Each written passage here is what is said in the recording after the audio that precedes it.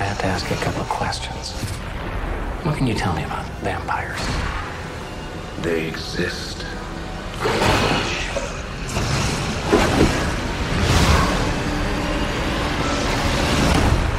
Blade.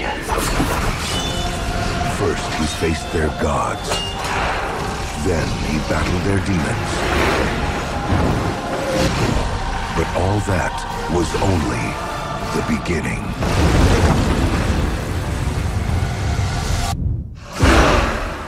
He's come back. Vampire final solution.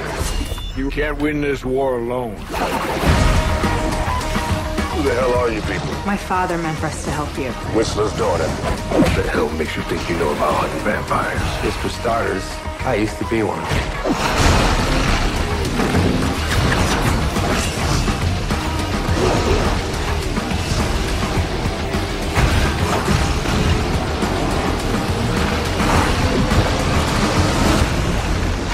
Blade Trinity.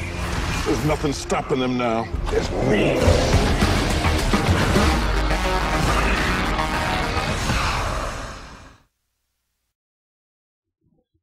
Hey guys, this is Mario again, coming at you with another movie review. Today I tackle the third and currently final movie entry in the Blade series. This time written and directed by David Goyer, which that might be one of the problems with this movie, because as you guys know from my previous two reviews, the first Blade movie, Kick-Ass movie, shows that an R-rated comic movie can work. The second movie does everything right the first movie does, and in my opinion, amplifies it. This movie suffers from what we as fans like to call third movie syndrome. It's when the ego behind the first two movies, from how successful they were critically and financially, gets to be a point that the studio either interferes with the third one, or due to some other factor that causes the third film to be crap. Cases in point. Alien 3, even though I enjoy that movie, it suffers from third movie syndrome, because they used the wrong script, and the studio messed with the director. Another case in point, Rush Hour 3. When I first saw it, I enjoyed it. I haven't watched it since I've seen 2 and 1. But it does suffer from third movie syndrome because of the ego. Part of it coming from Chris Tucker demanding $20 million.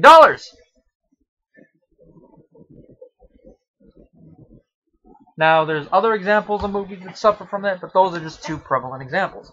Blade Trinity is another example of such. And there's so many problems with this movie that I'd have to watch the movie a couple times to jot down every single little problem. So, after watching the movie, I jotted down a couple of the major problems. Now, what is my verdict on this movie?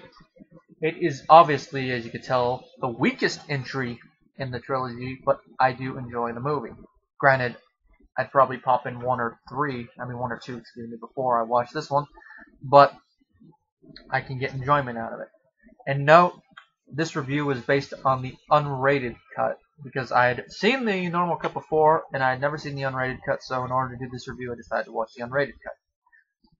Now, the plot is basically that after Blade killed their god in the first movie, and another vampire group in the second one, I guess you could say he kind of has the vampires running a little bit. So they devise a plot to get rid of him while trying to advance the race at the same time. The way they get rid of him is because the public is now aware of Blade. And they become even more aware when the vampires set him up to make him look like he actually killed a human. Because instead of he kills a familiar, he thinks it's a vampire. And of course, eventually he's caught and arrested. At the same time, the vampires have found the first of their kind, Dracula, or as they call him in the movie, Drake. They plan to use him to make daywalkers. Well, now Blade has to destroy Dracula, the vampire group, and at the same time deal with teaming with this group called the Night Stalkers, which is a group of vampire hunters that Whistler set up independent of Blade in case something happened to him. Like if they had failed in the second movie or in the first movie, for that matter. Now, the problems with the movie, I got at least 5 major ones, 2 of which can be combined into one problem, so I'll tackle those ones first. Those 2 are less screen time for Blade / the Night Stalkers. What I mean by that is, compared to the previous two movies, Blade is hardly on screen. I mean, he is for a little bit, but when you compare the amount of screen time, it's a lot less. And also, his screen time is cut in favor of the Night Stalkers. Now, there are a couple moments which I could see that they could have kept in, like a scene near the end where Dracula infiltrates the building, and then, of course, the introduction of Jessica Biel's character, which I actually love that scene. That's a pretty good acting scene. But some of the other ones, maybe they could have been cut back. Because from what I hear, that's one of the problems Wesley Snipes has with this movie. The fact that his screen time was cut, which is one of the reasons why he sued New Line Cinema, which that suit is still pending from what I hear. That, and also apparently he did not get all the money that was promised to him, which if that's true, I would sue too if I was Wesley Snipes if they didn't pay me my full amount that was owed to me. Hey, maybe that amount of money he got could have gone to the government and he wouldn't be in jail right now. Just a thought. Now, another thing with the Night Stalkers, from what I have researched, they're not really like their comic counterparts, like, for example, Ryan Reynolds' character, Hannibal King. From what I've read, in the comic he's more like a serious character, while in the movie he kind of is a comic character, which I don't know if Ryan could have played him serious, because I can't think of any serious roles Ryan Reynolds has done. Theoretically, he could have done it, but it's just hard to imagine. For how he played him, it's probably his weakest of the three roles, because I liked his Hannibal King less than I liked his Deadpool, because for the time that Deadpool is actually accurate to the comic character, it is played by Ryan Reynolds. It's played by a different guy when they go off and do Dino, Deadpool name only. And I've yet to see Green Lantern, so I can't compare his performance in that one. At times his jokes work, but at times they fall flat. It's mostly at the beginning and near the end that they fall flat, but some of them are funny. And of course, Jessica Biel's character, Abigail Wessler. There's a couple problems with that. One, from the dialogue in the first two movies, they never hint that Whistler has another daughter. The only family he ever talks about are the two daughters and wife that he lost to the vampires. They never mention another daughter. Granted, I guess you could say it's like the Night Stalkers, he's hiding it from Blade, but why would he hide something like another daughter? What happens if... Wouldn't he want Blade to tell his daughter what happened to him, like what happened after the first movie? It comes out of left field, and as you guys know, I'm a fan of left field stuff, because I'm a fan of Akira Toriyama, and he always brought stuff out of left field, but just they didn't really explain it well in the storyline. They just kind of went over it like we're supposed to explain it. When you do stuff out of left field, at least explain it. I mean, all it is this is Abigail, Whistler's daughter. I thought they killed Whistler's family. Well, they did. I was born later out of wedlock. That's basically the whole explanation. Which I guess you can buy it, but it never explains why Whistler hid her from Blade. You would think that would be interesting to find out. But we don't find it out. The other thing is, she basically was created to stand in for a comic character they did not want to use or couldn't use for one reason, Rachel Van Helsing. Which I could see probably why they do that, but Rachel Van Helsing probably might have been a more interesting character to see. They brought in Dracula, why not bring in Van Helsing? I mean, they mentioned Stoker's novel a couple times in the movie. Even Dracula mentions it in passing. Didn't you read Stoker's Fable? Speaking of which, the actor they got as Dracula, Dominic Purcell. I'm checking his filmography right now to see what else he's been in. Let's see, First Daughter, that 98 miniseries Moby Dick, Beastmaster, The Lost World, Prison Break. Oh, those are his TV credits. Film credits, he was in Mission Impossible 2, Blood Creek. So basically, I guess you could say Mission Impossible 2 and Blade are his standout roles, at least, you know, money-wise, but they could have got someone better. I mean, when you compare it to the guy they got to play Deacon Frost, and then the guy they had playing, like, Novak, excuse me, it is a step down. Now, if this was the casting for the villain in the first movie, and then you step up in the next two, then it'd be forgivable. But it's the third movie. It's a step down. I mean, this is supposed to be our head villain? The secondary villains are more intimidating. The female vampire, she's more intimidating.